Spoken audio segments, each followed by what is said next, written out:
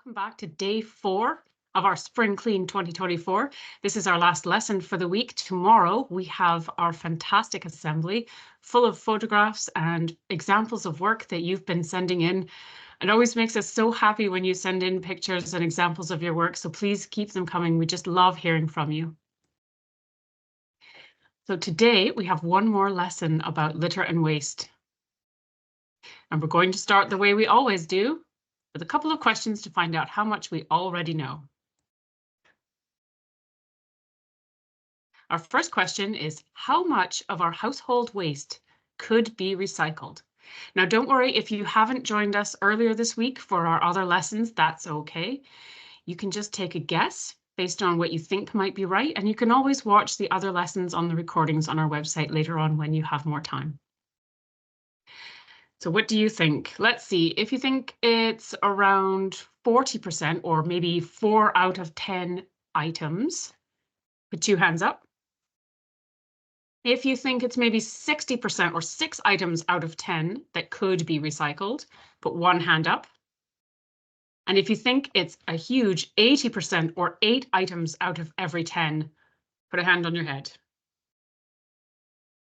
How many things do you think could have been recycled out of all of the household waste that we produce? Now, you remember in a previous lesson, we talked about how much waste we actually produce. Quite a lot for each one of us.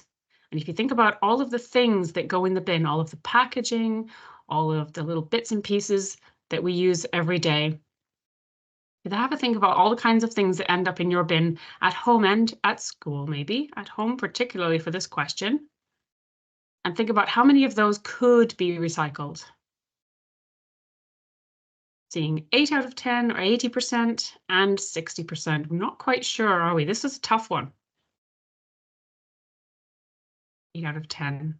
Yes, a lot of you are very cynical about this one, thinking maybe 8 out of 10. Let's see if we're right.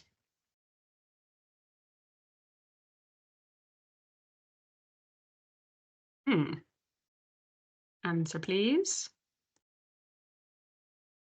There we go. You're right if you're thinking it's 8 out of 10.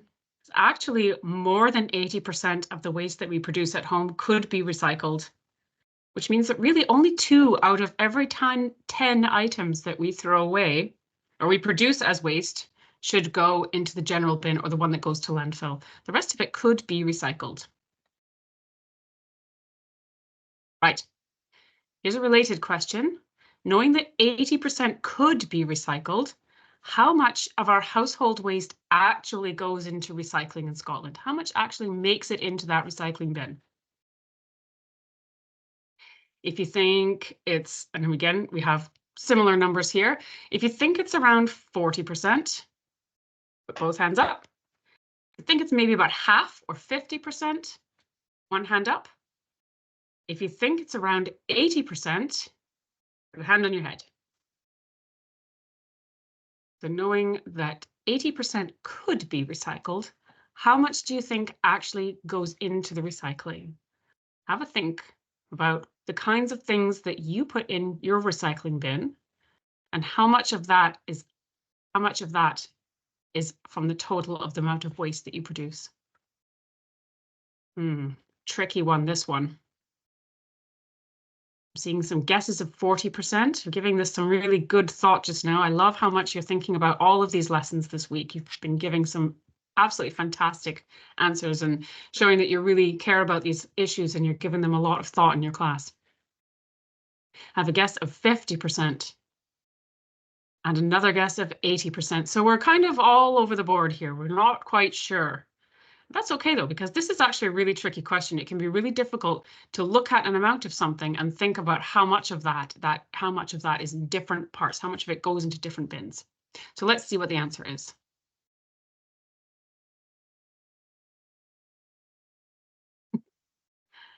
Technology, come on, answer please. There we go. The answer is, unfortunately, around 42%, so 40%, right? Which means, this means that we still throw into the general bin a lot of things that could have been recycled, and instead they're ending up in landfill or incinerated instead. So 80% could be recycled, but only 40% is getting in there. So really only about half of what it could be recycled is actually being recycled. We have a guest with us today to lead the rest of our lesson. Very pleased to welcome Mary Michelle from Ostrero, who will be leading our lesson today, and she is going to discuss how we can identify ways to cut waste at school using the knowledge that they've gained through their program called Making Circles. Welcome, Mary. If you'd like to take over the slides, the lesson is all yours. Brilliant. Thanks, Katrina. Good morning, everybody. I'm just going to check. I'm getting these slides up okay. Good morning. It's really nice to see you all here this morning. And so interesting to see those figures about how much we're wasting and how much we're still not recycling. Last week with my kids, I took part in the big plastic count over 1 week, and it was so interesting. I am trying not to have lots of plastic in the house, but even when I'm trying that, when I found that I was counting all the plastic that we produce in our household every week, there was still a lot of it creeping in there. So it's just really interesting to hear about how much we use and how much we're still not dealing with properly at the end of life. So today, what we're going to do is we're going to look for a few minutes at why does it matter? Why does waste matter? Of course, it makes a mess, it's untidy, but that's not really the main reason. We'll look at why we really want to think about designing out waste. And then we're going to look at our classroom waste guide, which we put together with 20 schools from all over Scotland, and which gives you really practical ideas for how you can cut out waste in your own classroom. And then I'd really like to hear from you about what's happening in your classroom. So through the chat, we'll try and share ideas about things that you might already be doing in the classroom to cut down on waste, and things you would like to do. What ways would you like to try and cut down on waste? And then we'll look at other ways you can get involved in trying to cut waste out right across your whole school. And the good news is it can be done. So why does waste matter? Well, right now we live in what's called a linear economy. So linear is just a straight line. We take stuff out of the ground, like oil, for example. We make something with it, like a plastic water bottle. We use it maybe only once or twice, if you think about that plastic water bottle or a disposable coffee cup, and we chuck it away. And we don't worry too much about where it ends up. But of course, when we throw something away, it is going somewhere. I think there's that sense that when we throw something in the bin, or put it even in the recycling bin, we feel like it's dealt with, it's done, it's not a problem anymore. But of course, it's going somewhere. Now, this picture is of a landfill site in Indonesia. And I don't know how clearly you can see it, but lots of those little tiny coloured bits on the mountain of waste are actually people. And you can see the size of the diggers. I mean, this is an enormous mountain of waste, and there are mountains of waste like this all over the world. And that's waste that we're throwing away that gets shipped off to other countries to deal with. And there's waste like this in so much of what we do every day. So I don't know how many of you have cars in your families, but on average, cars sit unused 92% of the time. So that means we might drive them for a few minutes to get to work or to school, and then they just sit doing nothing outside. 33%, or 1/3 of the food that's produced in the world every year gets chucked away. Now, this figure just still makes my head kind of hurt when I think about it. So 1/3 of the food that we produce gets thrown away. So that's in agriculture, farming, transport, in the shops, and in our own houses. And the power tool, the picture at the bottom, on average gets used for only 13 minutes in its whole life. So I don't know if you have a tool like that in your home. Lots and lots of families have them, but often they might be used for a few minutes to put up a shelf or hang a picture, and they get put back in the shed and kind of forgotten about. So if you think about the amazing amount of human ingenuity, resources, all the materials that are going into that, all the energy that are going into making these fantastic inventions and products, only for us to not really use them, just waste a lot of them. Friends of the Earth Scotland, which is another fantastic environmental charity, say that globally we're using up twice as many resources as the planet can actually sustain. So we're using up twice as much stuff as the planet can actually give us each year. And if we take those figures for Scotland, we're using the equivalent of 3 times as much as the planet can sustain. So we really can't go on using and wasting so much stuff. And resources are becoming scarcer and harder to extract.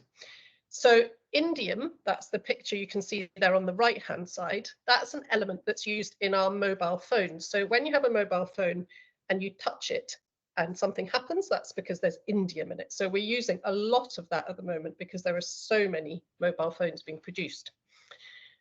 Recently, scientists did some stock checks of resources around the world, and they found that if we continue to use indium at the same rates as we are just now, there's only enough left for another 12 years. So that is not long at all. Silver in the middle there has 17 years, and oil, which of course we use for so much of our energy and heating just now, has 37 years left if we keep using it at current rates. So we really need to think about how we can use resources more carefully. And at the same time as there are fewer resources, there are more and more people. So there's going to be another 3 billion people on the planet in the next 30 years. So we've got fewer resources, but way more people. So we really need to think about how can we make sure that we design things, make things, use things, and rather than wasting or throwing away things, keeping things working so that we can use those resources really carefully. So there's enough to go around now and for future generations and for people all around the world. Climate change, and I'm sure you've all done a lot of work on climate change, but the more stuff that we make, more stuff that we take out of the earth, that we make, that we use, and that we throw away, the more climate change is affected, the more global heating there is. And of course, what we use and how we get rid of it also has a big impact on biodiversity, on animals, on trees, plants, and bugs.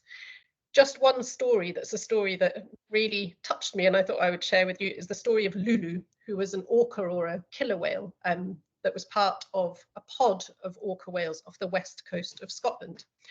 And very sadly, a few years ago, Lulu's body was beached on the Isle of Tiree, which is a really beautiful place that looks probably like the least polluted place you can imagine.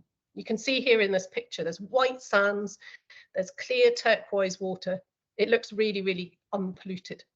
But when scientists did tests on Lulu's body to find out why she had died, they found that she was the most polluted marine mammal found anywhere in the world, and her body was just full of plastic. And in fact, sad end to her story is that her body is now in the National Museum of Scotland in Edinburgh as a kind of proof and a memorial to the fact of all of this wasted plastic and the effect that this has on the animals around us. So when we chuck stuff away, we might forget about it, but it's having an impact on the world around us. The really good news is that there is a different way that we can do all this. Do you remember that straight line we talked about at the beginning? The linear economy where we take stuff, we make stuff, we use it, and then we chuck it. Well, we can do it differently. We can do what's called a circular economy where everything works in circles. Just like in nature, everything feeds into something else, and there's no such thing as waste. We can design waste right out of the system. Everything's powered by renewable energy. And everything that we now think of as waste is transformed into something valuable because there's still so much value in so much of what we currently chuck away. So that was just to give you a little bit of background. Why does it matter when we waste things? And then I want to think about how can we start cutting out waste in our own classrooms? Now, we've worked with schools all over Scotland for the last 7 years, I think, and we were seeing lots of schools doing really fantastic things to cut out waste, but there was nowhere that all these ideas were brought together. So we worked with 20 schools on this guide called A Simple Guide to Cutting Out Classroom Waste. And they sent in their ideas for things they were already doing to cut down on waste at school. Now, the waste comes down into 6 categories in the classroom. You've got electronics, food and drink, playground and outdoors, clothes, stationery, and special occasions. And what we're going to do is go through each of these categories, and I've got some ideas for how we can cut down waste. And then I'm going to turn to you, and I would like you in the chat to tell us about anything that you're doing in that category to cut down on waste and any other ideas you might have. So we're going to start off with food and drink. So we already saw before that 1/3 of the food produced in the world goes to waste. 1/3, it's just a huge amount. So here are some ideas for how you might cut down on waste in the classroom or at school. One of the main ones is swapping out disposable items like plastic cutlery or disposable cups for reusable ones. No Waste Wednesday is a scheme that lots of schools are getting on board with, where they try and cut out food waste on a Wednesday. Once that's working, they spread it to other days. Thinking about a day or even a week where you have snacks without packs, can people bring them in reusable pots? And same in the packed lunches. Can you try and get rid of any single-use items in packed lunches and school packed lunches? And in the school lunches, can you speak to the people that make the dinners for you? Can you talk about how you could cut down on food waste?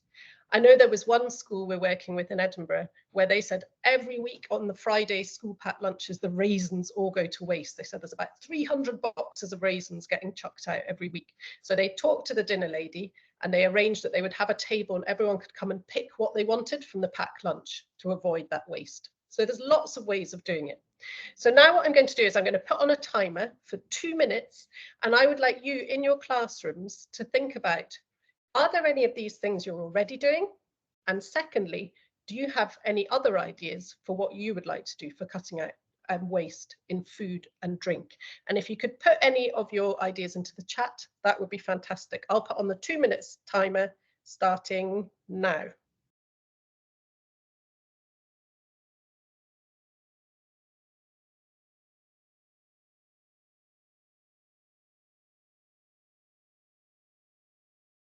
So we've got P7C, growing potatoes to stop food waste. That's a really good idea.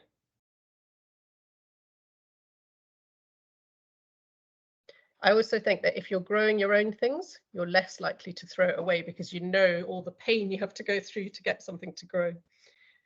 And we've got Mrs. Baird coming in saying they're using reusable pots and sandwich wraps in packed lunches. That's great. That's great. Mrs. McKindo says we use reusable trays and cutlery. That's fantastic. I think this reusable idea is really key. Just saying, starting with all disposable things and swapping them in for reusables. We've got Westerton Primary, P56, reusable cups and cutlery, fantastic. And also trying to do waste-free Wednesday. That's brilliant. Mrs. McKindo saying use reusable water bottles and lunch boxes. Fantastic. And we've got Miss Roberts saying instead of using plastic wrap for food, you can use reusable wraps. That's it.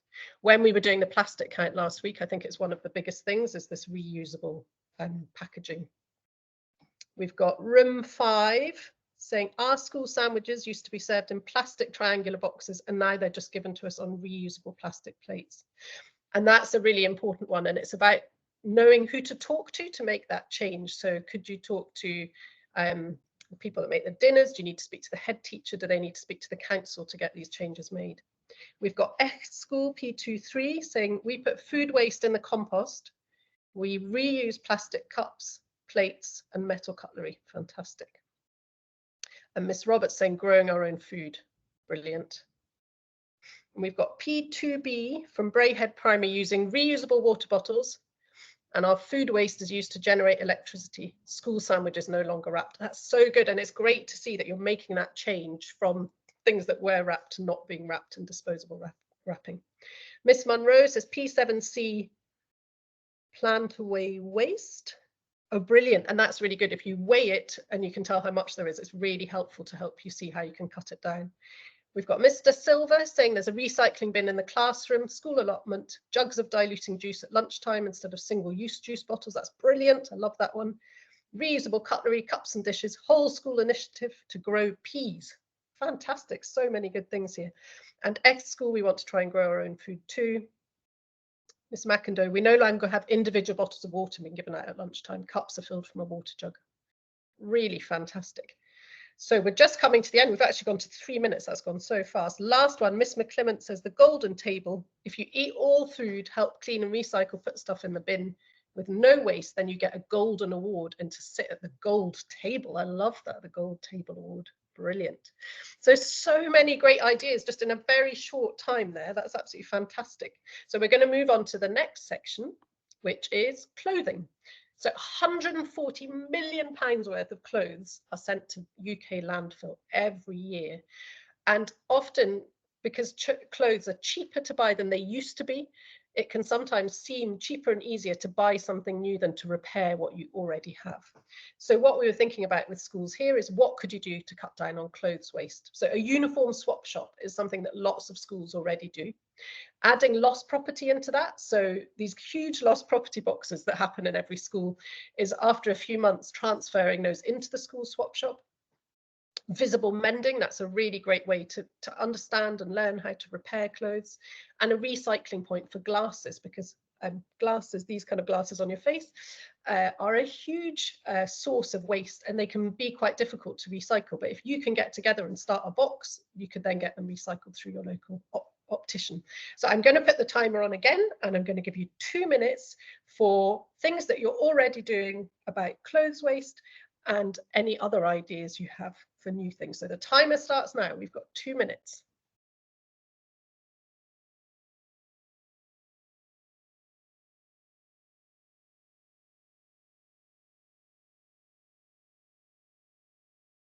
P2 at Braehead have a pre-loved uniform shop, and the class held a toy swap shop. That's fantastic for P1 to 4, which was a huge success.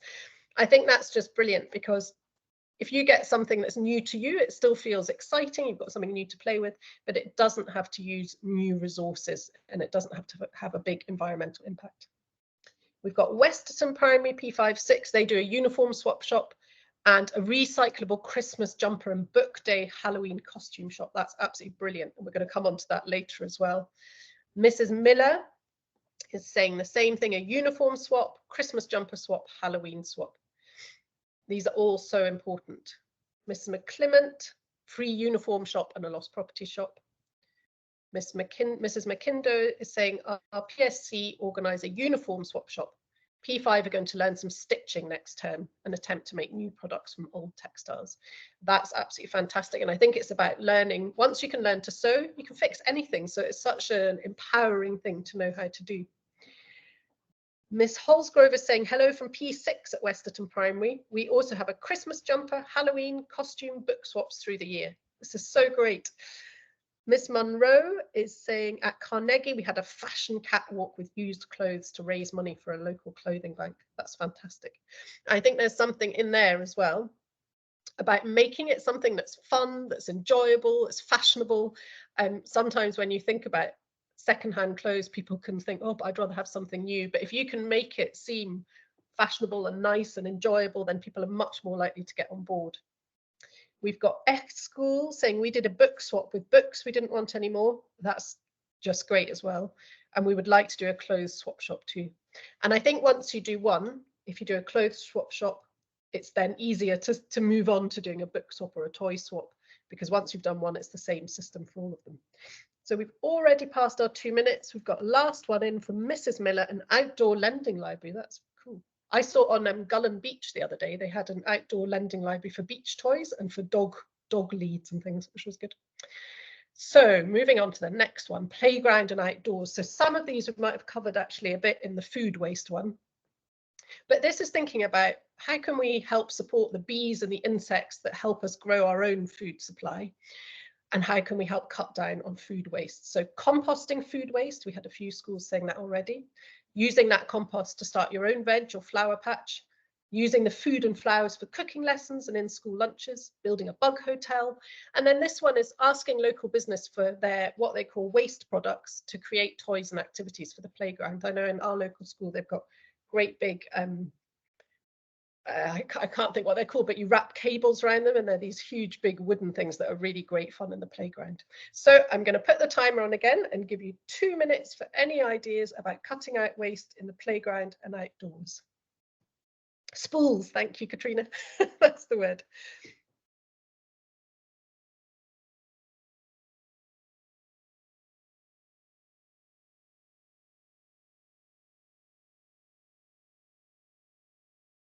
And this one is also about, I think, some of the other work that Keep Scotland Beautiful do, about just trying to encourage nature, look after nature in any outdoor areas that you have.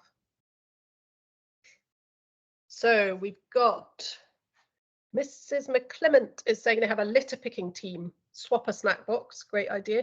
P56 Westerton Primary have outdoor recyclable loose parts learning area, fantastic. A bug hotel from Mrs. McClement. Mrs. Miller says planting seeds per class, bug hotels, tree planting. Oh, they're going so fast. Potato planting, regular litter picking, community litter picks, a greenhouse and a bug hotel. That's at school, in our school and nursery garden. Oh, Mrs. McClement has a great idea to do a seed swap. I love that idea. Again, because you're not buying new things, you can swap with other schools or other people in the community. Mrs. Munro is saying Carnegie used 2-litre bottles filled with rubbish to make playground furniture. Wow. Seed bombs, litter picking. Miss Craig says planting vegetables in the school garden and litter pickers. Gosh, so there's lots going on already. Now Top Primary School have a bug hotel and a playhouse made out of old plastic bottles for bricks. Fantastic. Miss Roberts says they're growing plants to sell locally, and that's a good idea too, because other people love to get plants as well. It could maybe something you could sell at the school fair. Mrs. McIndo, nursery compost food waste, organising regular litter picks, planting potatoes and harvest after the summer to make meals. Mr. Silver saying fat balls for the birds. Miss Craig, recycling bins in the playground. Willow dens, that's lovely. Planting trees at Westerton Primary. Encouraging natural areas and community beautification. Yeah, this is something that Keep Scotland Beautiful support, absolutely. So do get in touch with Keep Scotland Beautiful. Katrina's just put that link in the chat. I'm so excited by how many ideas are just coming rushing in on each of these things. It's really exciting. And I'm aware that we've just got a few minutes left. So I'm going to move on to the next one, which is special occasions, which we touched on already. But special occasions generate a huge amount of waste because people tend to want new clothes, new costumes. They might have parties, giveaway things, they might have decorations, and it leads to a huge amount of waste. So how could we make sure that our special occasions don't generate loads of waste? So there's some ideas on here. I'm going to put the timer on for you. We already heard about some of the fantastic costume swap shops. We worked with one school who did a no waste winter fair, absolutely fantastic. So 2 minutes starts now. Any ideas you have for cutting down on waste at special occasions like Halloween, Christmas or World Book Day?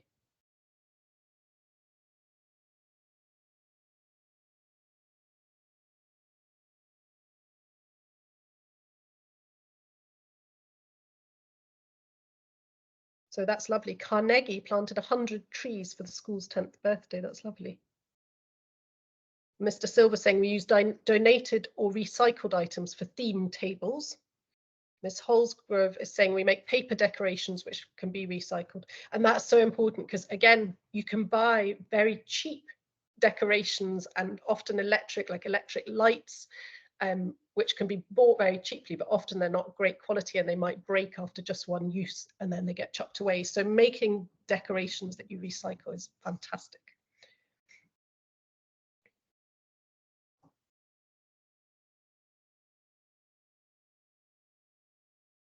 We've got Westerton Primary, P56, book swap, reusing bunting, that's great, and creating your own decorations. It's also making things that you can reuse again and again. Christmas party swap shop from Mrs. Baird. Echt School saying we reuse decorations each year. And then it's also lovely because people love refinding the same decorations. That's part of the excitement, I think, of Christmas or Easter. And Miss Holsgrove staying the same. We store decorations in boxes to be reused. Mr. Silver saying donating books in our classroom library. Fantastic. So again, we're coming back to that idea of sharing, of having things that are reusable, storing them and looking after them. And one last one, Mrs. Miller, reusable birthday hairbands. Fantastic, making decorations out of old items. And Mrs. McClement making decorations and reusing. Fantastic. So we're going to move on to the last one, I think. Electronics, now this is a bit of a funny one, because I think for years we've been told if you do it digitally, it's better for the environment than, say, printing something. But actually, every time we send a message or every time we store something on our phone or on our computer, it's using up energy. And actually, our gadgets and internet produce about the same amount of greenhouse gases as aeroplanes. So it's actually a huge amount. So these are just some ideas about when you're emailing, or when you're using your phone, if you're on WhatsApp. I don't know if any of you are on WhatsApp yet. If you send a message to lots of people in a group, it's sent out lots of times, so it's using lots of energy. So think about, could I just send this message to one person? Could I not store photos or emails or messages? Every time you send a GIF or an emoji, it uses energy. So thinking about how we can cut down on the amount of electronics waste that we're producing. So again, I've got the timer on, and we'll go now for any ideas you have on electronics.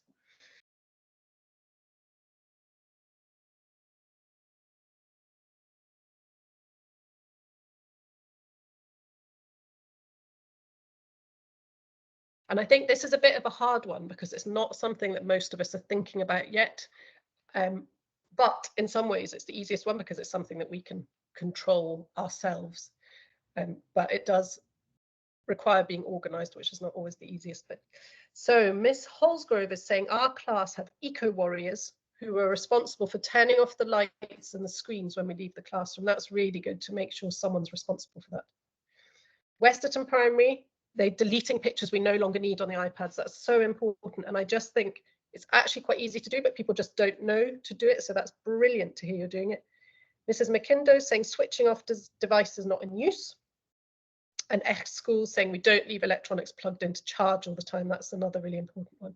I think often the school iPads get left in overnight charge, and then that's a waste because you just want them charged up, and as soon as they're charged up, you take them out. And again, echt switching off the lights when we leave the room. That's great. So in this guide, and I'll tell you about, you can get these are free, so we can either send them to you or you can download them. There's lots more ideas around the electronics. Westerton Primary say they have eco monitors who turn off the lights in the computers. That's great. And Mr. Silver, the same, turning off the lights as often as possible. Miss Craig saying deleting photos on our iPads. Fantastic, turning off the lights. So again, there's something in this, isn't there, about shared responsibility, about understanding that in the classroom, maybe taking it in turns to turn off the lights or having an eco warrior to make sure that it happens. That's fantastic. So where are we up to on here? This is the very last one, stationery and equipment. So the last one, we'll put the 2-minute timer on. And again, this is a huge area of waste. Often, I know in my own house, like felt tip pens or pencils get half used and then sort of sit around doing nothing. So think about how might you cut down on waste with stationery and equipment. And one idea I really love is the secondhand stationery zone, just resharpening all those pencils, checking if the pens work, and having them a bit like the uniform shop. As a zone where anyone can come and pick up stationery when they need it, teachers or pupils. So your 2-minute starts now. Any ideas that you have for cutting down waste on stationery and equipment?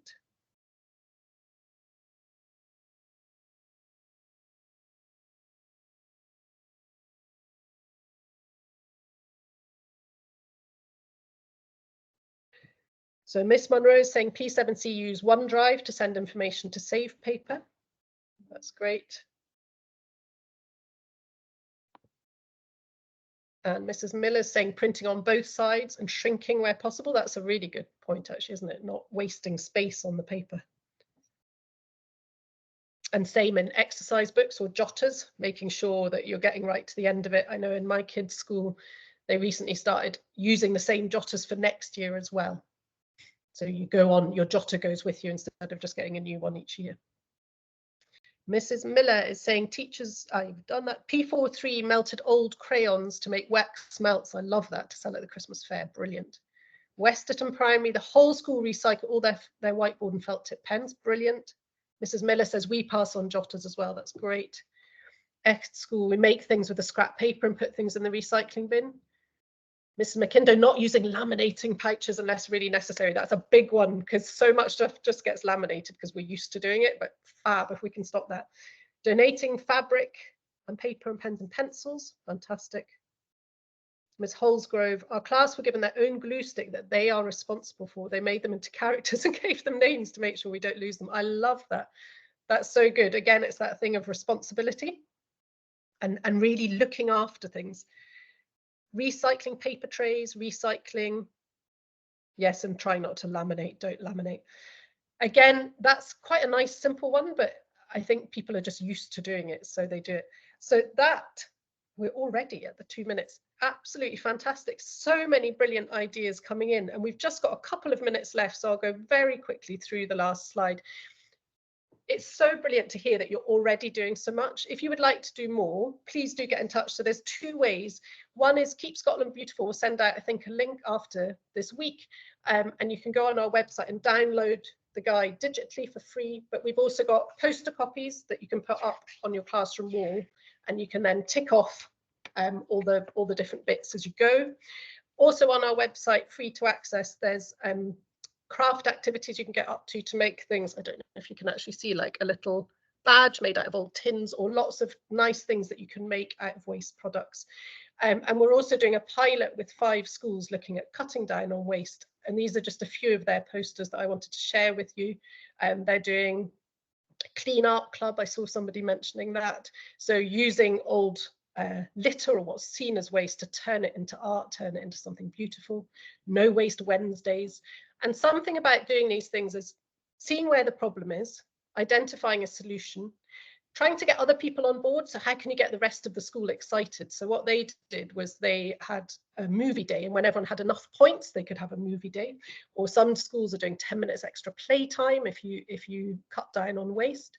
They're also doing no fruit Fridays, so trying to get people to bring in fruit, no snacks in packs on that day. And again, you can win points if you do it. So we've come to the end. It's gone so quickly, but thank you so much for listening. And I will hand back to Katrina. Please do get in touch if you'd like to take this any further. Thanks so much, and enjoy the rest of the day, everybody. Thank you, Mary. That was amazing. I just want to make sure before we say anything else that a PDF version of that guide is available in the resource folder that was sent to everyone who registered for today's lesson. So if you'd like to have another look at it, just pop into the folder and it's there along with lots of other things for you to use in your classrooms.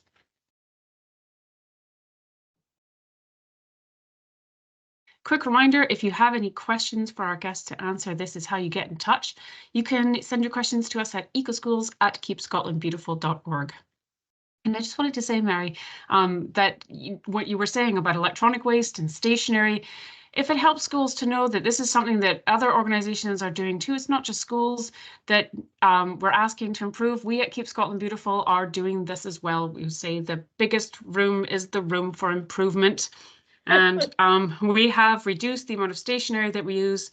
We no longer print a lot of our materials. We've phased out our Clean Up Scotland tabards. And now we are looking at our cloud storage and our use of electronics. And just as schools have an eco committee, if they're doing eco schools, we have our own eco committee called our Net Zero group, which is a group of my colleagues dedicated to making sure that we follow our own advice, basically, and be as sustainable an organization as we can be. So we're all trying to do these things together. It's not just schools we're saying need to do these things too. And we give a lot of advice to other charities and businesses as well on how they can be a net zero organization as well, because it's going to take all of us to solve some of these environmental problems that we're talking about. A quick reminder of the kinds of things that we'd like you to do this week for this lesson. And these things are also in the folder of resources that all of your teachers will have. Remember to, if you're doing your litter pick, to tell us how many bags that you've picked up for your local authority's place in our litter league. There's a little bit of a friendly competition to see who can win cleanup glory and our fantastic trophy. It's already getting pretty competitive out there. So if you haven't yet done your litter pick, please get out there and give it a go. Count the number of bags that you've picked, and you can put that on the link in the resource folder just to let us know which local authority you're in and how many bags. Every bag counts. It got down to the wire last year, so let's see who's going to be this year's winner. And we're also asking if you're doing your pick to adopt a place and tell us about it. Maybe this is a place that you like to play in or walk in. Maybe it's part of your school grounds, a local park. For me, it's the burn near my house, the one that we did the bin bag autopsy in. It's my favorite place to walk my dogs, so that is my adopted place for this year's spring clean, and I'll be going out regularly to make sure that it's kept clean. And finally, we have our Litter Less campaign this year as well, where we always like to tell stories about the work that young people are doing to take on litter problems in their community, because it's important to recognize how much work that is being done. And we're looking to see if you could make a short video telling us about what you're doing about litter in your community. Less than 3 minutes long if possible, and just tell us about your place and what you're doing to keep it beautiful. Like I said in the chat at the beginning of this lesson, hearing from you just makes our entire day. We love to see the work that you're doing. We love even if you just pop on and say hello, tell us what you think about the lessons that we're doing. We always love to see your work and hear from you. We're on most social media platforms at KSB Scotland. And of course, you can email us at ecoschools@keepscotlandbeautiful.org. Mary, I'd like to thank you for your time today and for your fantastic lesson. I know I learned a whole bunch, and it's just so great to hear about the work that that you're doing, and all of the information about circular economy ideas that you've given our pupils today. I'm really looking forward to seeing some of that appearing in their EcoSchools applications in the next few months and years. That's brilliant for you sharing your knowledge. Thank you so much. Thank you for having me, and I'm so inspired by all the brilliant ideas that all the schools have been coming up with. So keep going, it's really exciting, and we can make a really big difference doing it. There's already some brilliant work going on out there, and I know that maybe a lot of pupils might think that they're not doing much, but actually to see all of the ideas listed like that, you can tell there is a lot going on out there, and we appreciate every single pupil out there doing their best. And also, thank you to the teachers and pupils for sharing your morning with us today. I hope you can join us tomorrow, where we'll be having our assembly full of your ideas and your messages. But as always, that's all we have time for today. So bye for now.